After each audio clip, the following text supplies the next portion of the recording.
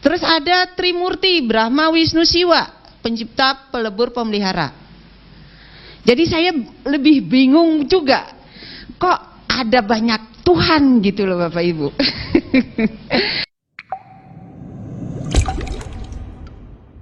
Bismillahirrahmanirrahim. Baik Bapak Ibu, kenapa saya masuk Islam? Ya, saya dari masih mungkin 5 tahun, berapa umur saya dulu, digendong bapak saya naik di Sungi di sini. Saya diajak nonton bola ke alun-alun namanya. Di situ ada orang meninggal. Orang meninggal itu diaben, dibakar dan sebagainya. Dan saya udah ketakutan duluan. Saya kalau setiap saya ngelihat orang mati, saya merinding dan bisa sakit panas dingin gitu. Nah dari situ saya sudah bercita-cita, tidak ngerti apakah agama saya doang. Saya tidak ngerti agama yang lain gitu. Akhirnya saya mencari tahu, kebetulan saya saudara 11 orang Bapak Ibu. Saya yang nomor 11, kesebelasan. Ya. Jadi beragam itu, ada tentara, ada guru, ada apa, semua kerja. Sampai saya kerja, guru dan bisnis juga. Kalau di Bali itu harus serabutan Bapak Ibu kerjanya, karena kita menerima tamu, kreativitas luar biasa. Jadi di situ saya berpikir, saya punya kakak guru agama Hindu, kepala sekolah lagi. Setiap di kelas jangan bertanya ya, selalu saya ditekan. Kenapa nggak boleh bertanya? Ya kita kan harus bertanya, agama ini ada Siddhartha Gautama, agama ini ada nabi, ada gimi, ada nabi.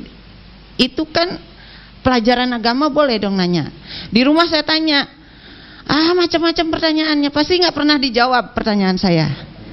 Kenapa kita tidak boleh membaca kitab, Pak? Terus Pak, slide-nya Pak. Kenapa kita tidak boleh membaca kitab suci Weda? Di situ ada Yajurweda, Atharwaweda, ada 4 ya Bapak Ibu. Terus ada Trimurti, Brahma, Wisnu, Siwa, pencipta, pelebur, pemelihara. Jadi saya lebih bingung juga, kok ada banyak Tuhan gitu loh Bapak Ibu. Nah yang paling saya takutkan, kok ada ngaben kita dibakar. Siapa pencipta kita? Saya selalu bertanya, ini kita kasih otak, siapa yang menciptakan otak kita gitu loh. Padahal kita bisa berpikir dengan normal gitu. Itu masih kecil, saya SD itu saya bertanya seperti itu. Kalau begitu ada kehidupan di kemudian hari, saya bilang gitu. Tidaklah, kata kakak saya, itu mah sebagai casing aja katanya, dibakar ya dibakar seperti burung sangkar, tempat burungnya dibakar ya itunya terbang ke atas, kayak cerita anak kecil didongengin saya, ya selalu begitu. Nah berlanjut kemudian, apa arti ngaben? Ngabisin biaya, orang miskin dan sebagainya harus ngaben kan, seperti itu. Jadinya kalau dipikir, kok orang India nggak pakai sajenan, orang Bali libet pakai sajenan. Nah, saya berpikir juga di situ. Kenapa saya kasta bawah, ksatria, bukan brahmana. Di situ ada pendeta Hindu, Pak, pendetanya Pak. Nah, di situ ada pemujaan. Di pura besar itu bersama, di pura di rumah itu merajan namanya. Saya selalu bertanya, tengah malam bapak saya itu jam 2 selalu, kalau kita tuh sholat malam, kalau bapak saya tuh selalu sembahyang malam. Sembahyang itu Bapak Ibu kalau udah Islam jangan menyebut sembahyang, ya, menyembah ide Sang Yang Widi, menyembah patung, menyembah berhala, menyembah pohon beringin tadi Bapak bilang ya, itu seni. Pohon beringin itu diselimutin pakai putih sama hitam. Putih itu suci, hitam itu melebur, hitam gelap. Jadi ada di situ ada. Ya kalau saya pribadi mengimplementasikan, mengasosiasikan bahwa, mohon maaf nih, agama Hindu itu menurut pribadi saya budi akal manusia. Kenapa budi akal manusia? Diakal-akalin gitu Bapak Ibu. Ya, coba menurut saya setan terbesar di dunia ini apa? Bapak Ibu tahu, pernah membaca setan terbesar di dunia? India, India, Bali, Cina, Korea.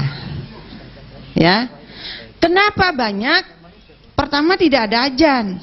Dijemput setannya, dipakai sajenan, dipakai potong ayam putih, hitam, disajikan di situ. Di depan rumah saya baru pulang dari Jakarta dulu, saja tuh terguling-guling. Wah, ini ada setan yang menjemput saya. Maka saya sendiri membaca ayat kursi sampai pagi lagi. Tengah malam saya di rumah saya di kampung. Rumah saya tidak pakai tidak pakai pagar karena blong begitu. Saya perhatikan, saya di situ di tengah ada tuyul 7 yang nginterin saya. Kakak saya berperang dengan saya begini, kamu pulang jangan pakai jilbab. Saya nggak suka. Waduh, nih kakak udah ketularan setan nih, masuk nih setan. Karena iya Bapak Ibu, setan itu jemput, disembah. Setan itu tidak dijemput. Kalau Bapak Ibu ajan, pintu jangan dibuka. Karena itu apa? Mohon maaf, manusia yang sebelumnya tidak Islam itu masuk ke neraka, itu dia mau kembali. Itu yang saya baca, makanya saya masuk Islam. Itu kembali ke dunia. Saya minta taubat ya Allah, saya ingin mau berbuat baik ya Allah. Itu hidup sesudah mati, saya baca itu. Dia bertobat, makanya dia ada di pintu-pintu yang adem. Maka kalau ajan jangan buka pintu, itu disebut dengan setan tidak diundang. Tapi kalau di Bali itulah setan diundang, karena disiapkan sajenan. Saya setiap pulang ke Bali, kemarin pulang ke Bali karena ikut Pemnas, itu udah panas dingin, mohon maaf saya sakit seminggu lebih, saya rukyah sendiri itu. Nah, saya masuk Islam, ada orang yang menyirami dengan kembang. Saya nggak mau saya sirami dengan kembang, Bapak. Saya masuk ke Bogor, teman saya ada di Bogor. Buat apa bapaknya nyiramin saya dengan kembang? Nggak ada di kampung saya itu mandi dengan kembang gitu. Akhirnya saya nggak berteman, saya jauhin temannya, ini udah musyrik, saya pikir saya begitu. Setelah begitu, saya melihat di Salemba ya, Salemba Jakarta Pusat, orang meninggal. Ini ada sekian hari dan sekian hari sebagainya itu. Saya berpikir di kampung saya begini upacaranya. Orang meninggal ada 7 hari sampai 100 sekian hari diupacarakan. Saya nggak benar juga di hati saya. Nah, di Salemba di belakang rumah saya dulu, saya tidak bisa banyak surat yang saya baca, maka saya sering ke masjid daripada saya ngejinjing. Bapak tahu di situ ada, nah sajenan disinjing di kepala, jauh kan, ke pura jauh. Saya pikir ngapain masjid selangkah itu, kita nggak bisa melangkahkan ke masjid, maka dari situ saya sering ke masjid. Rumah saya di Salemba dekat masjid, rumah saya di Cibubur juga dekat masjid, dekat kuburan juga. Jadi 2 dah tuh dah ya. Jadi antara rumah dekat masjid juga, alhamdulillah. Kenapa saya sering ke masjid? Pertama alasannya tidak banyak bisa baca surat-surat. Alasannya seperti itu. Saya kalau menghafal surat itu saya gedein, saya tulis, taruh di bawah. Lama-lama saya hafal. Nah, kenapa saya juga ke masjid? Memang saya pikir dulu saya ngejinjing sajenan. Kenapa masjid yang dekat ini saya tidak bisa gitu loh. Ke gunung sampai saya sembahyang itu, ya. Maka saya bisa. Maka begitu ke masjid adem rasanya, Bapak. Ke gunung kayaknya carut marut gitu loh. Tahu nggak carut? Kayak benang kusut, Bapak Ibu. Puasa 24 jam, Bapak Ibu. Namanya nyepi. Ya. Luar biasa perjuangannya seperti itu. Tapi sholat di puro tengah malam itu luar biasa, setannya datang bener. Iya. Saya dikasih keris, dikasih apa lagi tuh Bapak saya ya? Dikasih itu sama setannya. Saya nggak tahu, ada aja di depan saya gitu. Bapak saya rajin luar biasa sembahyang malamnya. Nah, begitu ceritanya. Kenapa saya masuk di Muhammadiyah? Saya tidak ngerti Muhammadiyah. Tuhan dia dulu ya telah melangkahkan saya, kaki saya membeli obat. Saya tinggal di Cempaka Putih, di Cempaka Putih. Kakak saya buka klinik kecil-kecilan, bidan, melahirkan. Tugas saya membeli obat di Titi Murni, ya. Nah di seberangnya itu ada Muhammadiyah. Saya nggak ngerti itu Muhammadiyah, yang penting sekolah Islam aja, nggak swasta. Saya didaftarin di itu. Udah selesai saya masuk koad, sudah keluar dari situ, kakak saya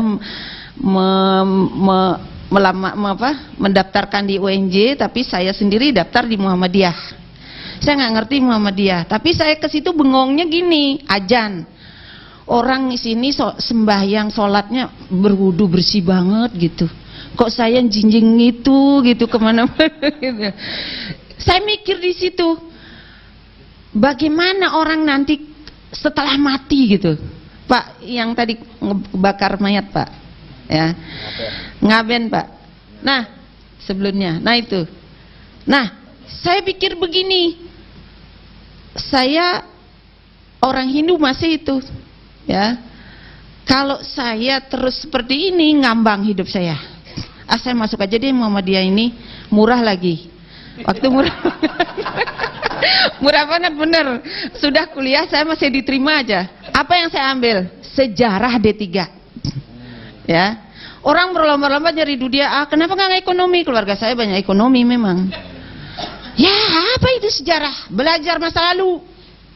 Nggak penting belajar masa lalu, kan tahu sejarah masa lalu, ya. Masa kini pembaruan nggak ada. Aduh, orang Bali itu nggak boleh belajar sejarah sedikit. Mau ngajar apa? Ngajar sejarah di SD nggak ada sejarah. Kakak saya udah mantengin tuh PGSD, ya. Nggak apa-apa di Muhammadiyah kan cuman belajar doang, kita nggak cari agamanya, belajar doang, saya bilang gitu. Ya udah lanjutlah. Kakak saya agak streng karena dia angkatan darat. Nah setelah berlanjut kuliah di situ saya bengong, setiap maghrib saya bengong ngelihat orang berwudu di depan Masjid Muhammadiyah Kramat Salemba. Setelah itu saya masuk ke perpustakaan, baca-baca buku silsilah agama Islam, silsilah Nabi dan sebagainya. Semakin saya membaca, hati saya semakin bergetar. Nah begitu saya sembahyang malam, ini lanjut cerita ya Pak, terlalu panjang, nanti cerita saya panjang banget, ya. Kakak saya yang pertama itu rajin juga sholat malam, sembahyang malamnya, pakai dupa Bapak Ibu, pakai dupa, tahu kan dupa? Ya, sama mungkin orang Buddha ya Pak ya, pakai dupa. Nah, kakak saya sembahyang di depan. Ya Tuhan, saya masih bingung, belum menemukan. Saya nanya ke sini, nggak ada yang jawab saya. Saya nanya ke sini, nggak ada jawab saya. Berikan saya yang terbaik ya Tuhan. Hidup matiku Engkau yang menciptakan. Otak saya ini siapa, kok saya bisa cerdas gitu loh. Itu yang pertanyaan saya. Saya bertanya kepada Tuhan saja. Saya diajakin sembahyang, maka kakak saya berikan saya petunjuk. Saya paksa Tuhan saya, berikan saya petunjuk. Saya nggak mau galau seperti ini. Bukannya galau bahasanya ya, bingung, ya. Setiap Sabtu Minggu saya ke Ramangun. Ramangun itu ngajar nari, ya, ngajar nari Bali dan sebagainya. Tapi begitu saya meyakinkan itu, tari Bali saya tinggalkan semua, saya tinggalkan. Saya aktif di saya aktif di Pemuda Islam, ya. Terus saya aktif membaca, saya aktif setiap keaktifan itu saya bilang bikin tugas dengan teman. Padahal saya nggak mau ke Ramangun lagi gitu maksud saya. Nah, berlanjut seperti itu, tengah malam itu kakak saya di depan saya minta diajarin sholat. Tadinya memang praktek sholat, waktu itu saya udah kuliah, praktek sholat waktu itu di kampus. Guru saya, dosen saya itu waktu itu Pak Jamasari, ya, praktek sholat saya. Nah, saya dipikir saya mimpi praktek sholat itu, kok kakak saya masih begini di depan. Lah, salah saya. Waduh, saya kok begini-begini tadi gitu. Maksudnya apa ya? Saya bengong aja Bapak Ibu. Saya yakin Tuhan, Engkau tadi berikan petunjuk saya. Saya ngomong biasa. Kalau memang ini petunjuknya, hari ini dan seterusnya saya akan melakukan apa gerakan tadi itu. Saya nggak ngerti, ya. Udah besoknya kayaknya udah full deh, saya kesono condongnya sholat itu, saya nggak ngerti sholat juga ya. Pokoknya ikutin, maka dari itu saya sering aja ke masjid. Masjid mana saya ini, karena ngikutin surat-suratnya itu, saya nggak hafal gitu loh. Awalnya dari situ, karena di Cempaka Putih itu rumah saya, di sini rumah, di sana masjid juga, deket banget. Begitu saya jam 4 bangun nyapu got sampai ujung, saya masuk ke masjid, karena nggak punya mukena juga waktu itu ya. Mukena nggak punya di rumah, apalagi sejadah, anjing ada di rumah kan nggak boleh. Ya gitu. Nah, ngumpet-ngumpet saya sholat.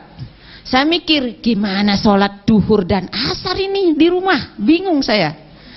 Kakak ada, kakak ipar, kakak saya nggak ada. Nah, saya mikir, fotokopi ijazah SMA saya ke depan. Ketemu Pak Putu namanya dari Surabaya. Ngomong Bali dia, kerja sama Bapak. Ngomong gitu, kamu dari mana? Dia tahu dia saya orang Bali, kerja dengan Bapak. Kerja apaan Pak? Bapak kerja di pabrik sini. Ya boleh Pak. Saya jurusnya sejarah loh Pak, nggak ekonomi.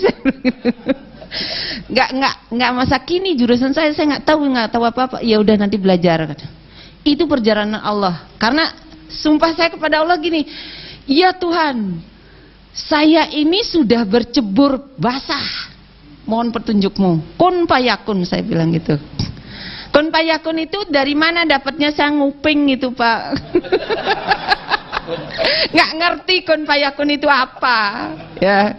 Terus satu lagi saya dengar lagi ceramah di masjid, kalau orang hijrah itu mendingan keluar dari pulaumu biar aman, katanya gitu. Oh iya bener juga, masa saya nggak pulang-pulang.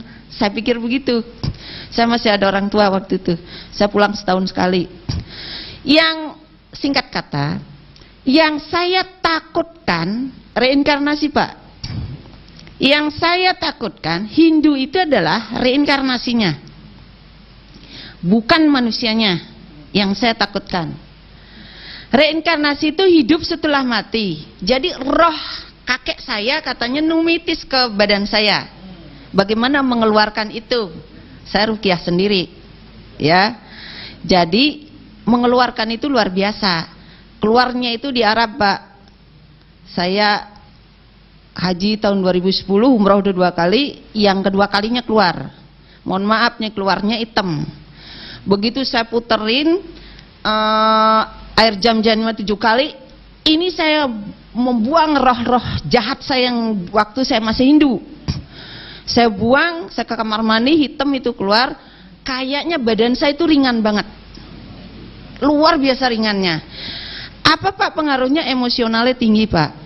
Emosional tinggi, sakit-sakitan sering, tapi sakitnya nggak pernah jelas. Dokter juga bilang sakitnya nggak jelas, ya. Sakitnya nggak jelas, benar, pindah sana pindah sini, pusingnya nggak karuan-karuan gitu. Akhirnya saya berupaya, hanya Engkau yang membersihkan roh-roh jahat saya yang ada di badan saya.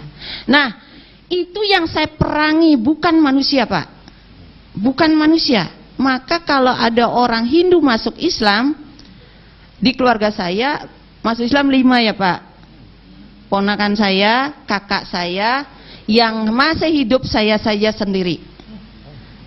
Karena itu tadi, dia balik ke Bali, nggak hijrah, kan kata itu kalimat, walaupun kalimat ceramah itu segaris 2 baris, saya catat, saya amalkan. Hijrah kamu, keluar kamu dari Bali, misalnya nyebrang dari seberang lautan, maka kelima hanya saya yang masih hidup ya. Jadi semua itu apa dia dapat hidayahnya, itu adalah semua membaca buku hidup setelah mati. Hidup setelah mati. Jadi hidup setelah mati Islam dengan hidup setelah mati Hindu, di situ ada Pak. Nah, ini yang membuat saya takut Pak. Ini yang membuat saya takut. 8 tahapan yang kita harus hadapi. Tapi itu benar hidupnya di sana. Kalau saya wangsa Hindu, dibakar dulu, dikremesi dulu, abunya dibuang, dan gitu disembah, numitis kembali. lahir, hidup, mati, kayak benang kusut. Tapi kalau ini kan jelas, ya.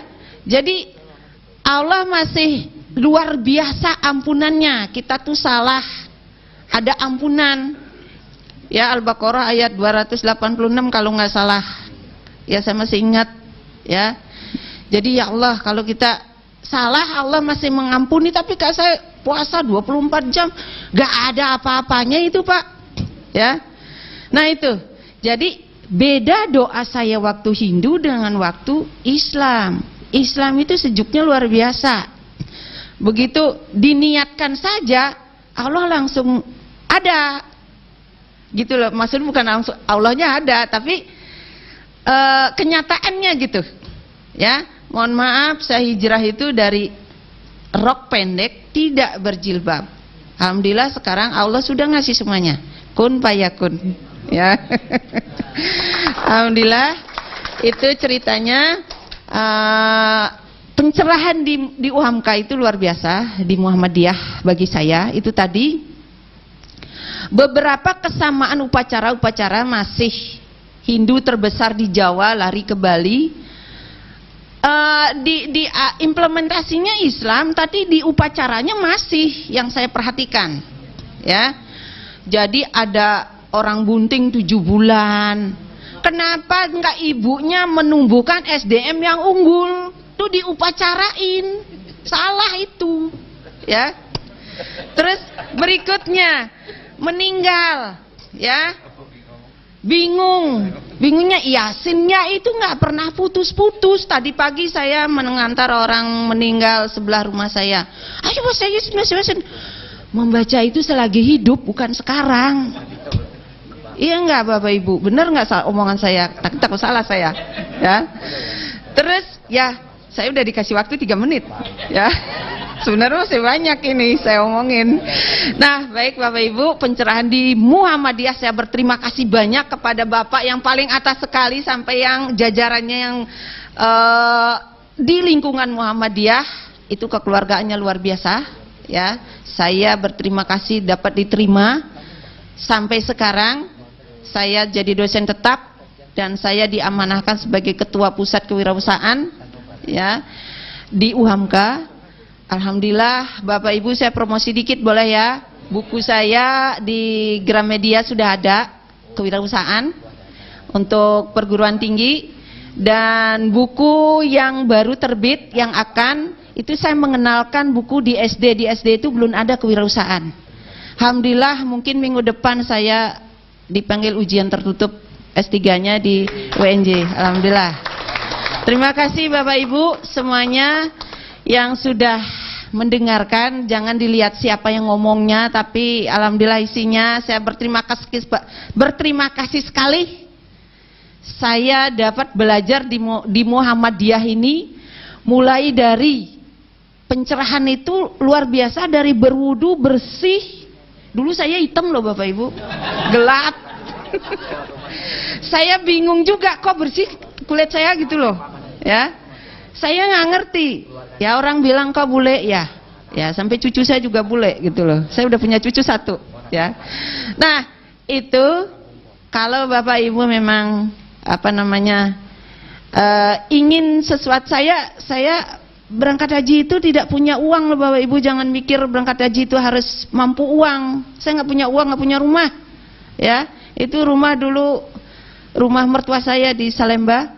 Ya, apa yang saya selalu ucapkan? Lebaik Allahumma lebaik. Ya Allah panggillah saya. Naik pesawat Emirat Arab, menginap di hotel jam-jam, dan kembali lagi saya berkumpul dengan keluarga saya. Alhamdulillah 3 kali saya berangkat. Begitu Bapak Ibu. Terima kasih. Assalamualaikum warahmatullahi wabarakatuh.